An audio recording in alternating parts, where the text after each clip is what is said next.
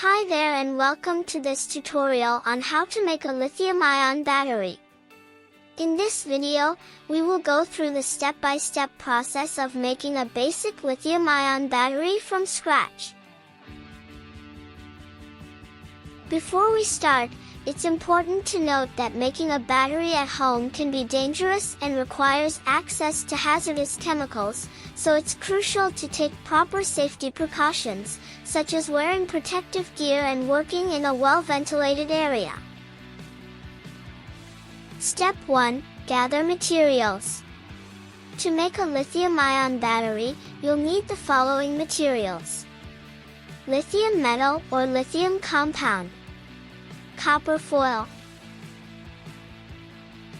aluminum foil, a separator, polypropylene or polyethylene, electrolyte solution, a battery case.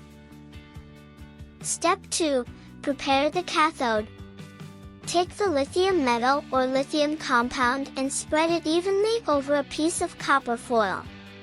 Roll the foil around the lithium to create a cylindrical shape. Repeat this process to make multiple cathode sheets. Step 3. Prepare the anode. Similarly, spread the aluminum foil evenly over a piece of copper foil. Roll the foil around the aluminum to create a cylindrical shape. Repeat this process to make multiple anode sheets. Step 4. Assemble the battery. Place a separator between the cathode and anode sheets. Roll the sheets together to create a tight cylinder. Place the cylinder in the battery case, making sure it fits snugly. Step 5. Fill the battery with electrolyte.